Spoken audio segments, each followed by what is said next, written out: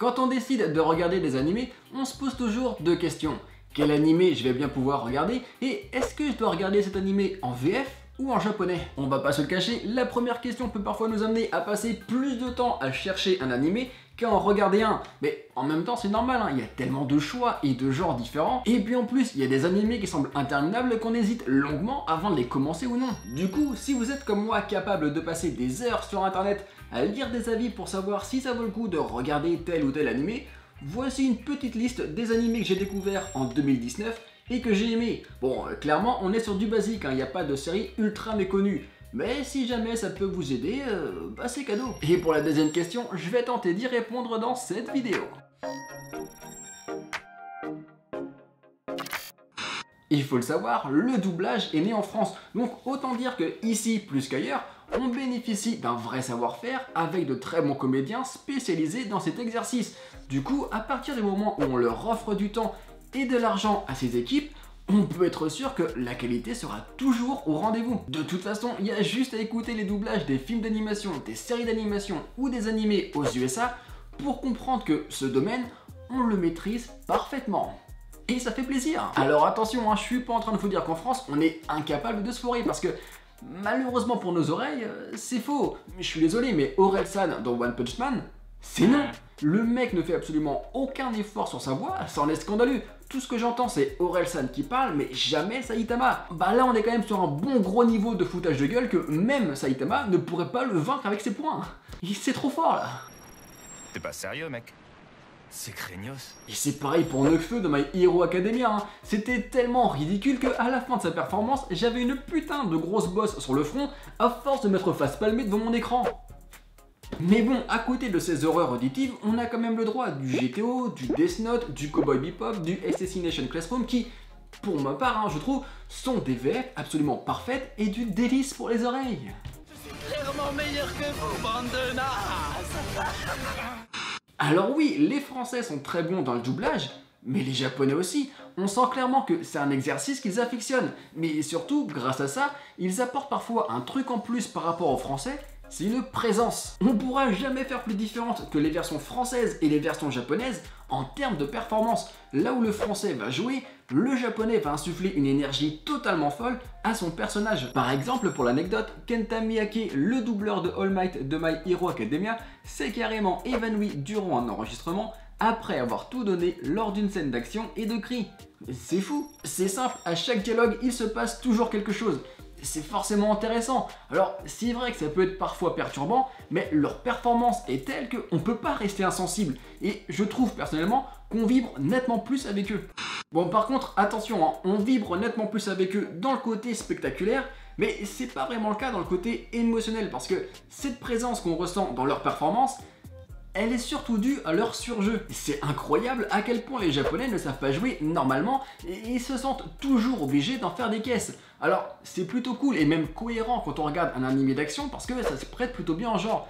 Mais dès qu'on regarde un animé plus normal, plus posé, bah ça peut vite devenir insupportable, voire même douloureux. Je suis désolé, mais dans Dumbbell, combien tu peux soulever, je ressors de chaque épisode avec une putain de migraine parce que les acteurs et les actrices passent leur temps à crier et à s'exciter pour rien. C'est un animé sur de la muscu, c'est pas Dragon Ball Z. Et calmez-vous les mecs, je vous en supplie. Mes oreilles vous en supplient. Hé lâche, un enfant sans défense. Comment oses-tu? Après le petit, je m'occuperai de toi, tu veux?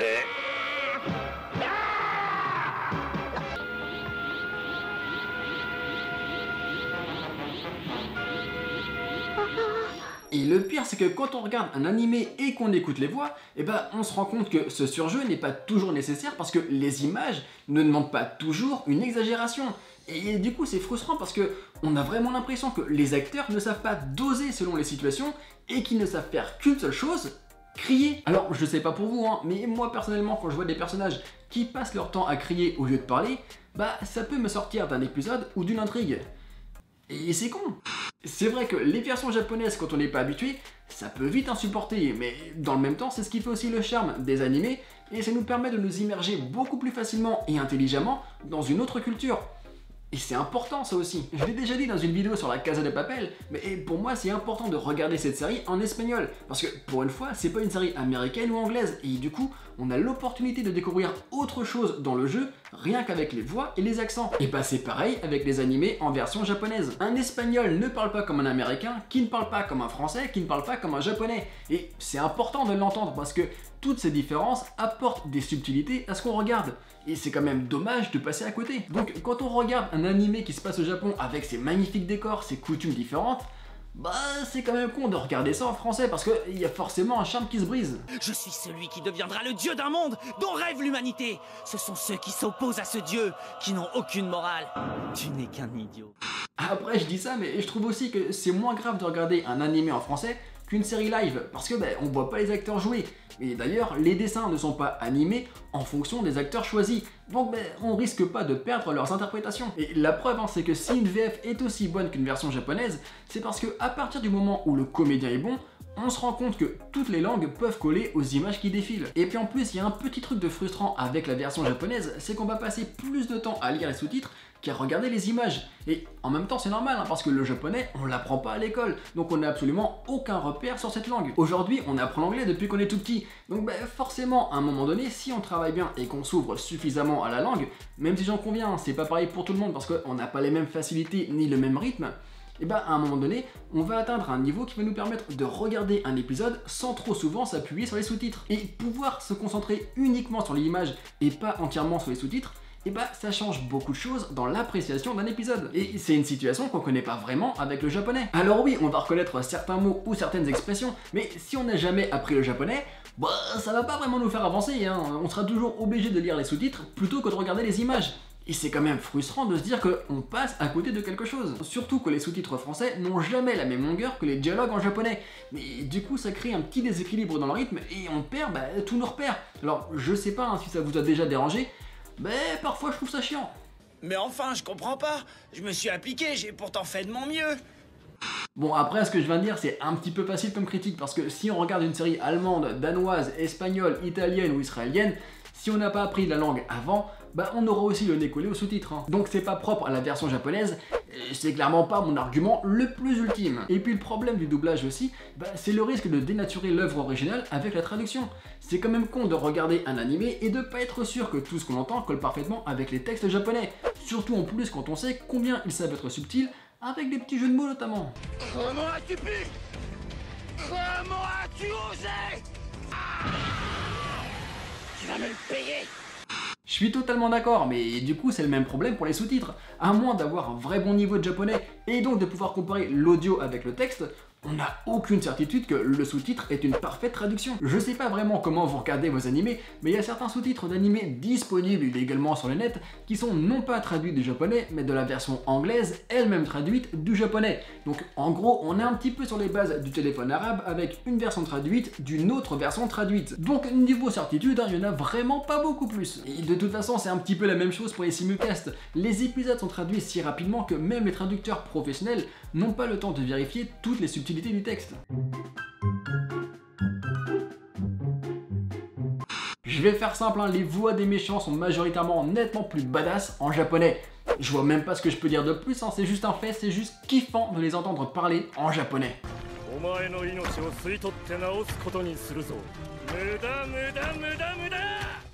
Voilà, j'imagine que cette vidéo va créer quelques débats et que beaucoup de personnes vont avoir beaucoup de choses à dire pour me contredire. Et en même temps, c'est le but, d'avoir vos propres avis sur la question. Donc n'hésitez pas à me dire ce que vous pensez de la VF, de la version japonaise, etc. Personnellement, j'adore les versions japonaises parce que j'adore le fait qu'ils aient leur propre univers, leur propre façon de doubler, leur propre façon de jouer. Ça change et ça fait du bien à entendre. Et du coup, à chaque fois que je regarde une série d'action, je vais toujours privilégier la version japonaise. Parce que clairement pour moi c'est les meilleurs dans ce domaine. Par contre si je regarde un animé plus calme, plus posé, plus humoristique, là je vais avoir tendance à privilégier la VF parce que comme je l'ai dit tout à l'heure, les acteurs japonais avec leur surjeu peuvent parfois me sortir d'un épisode.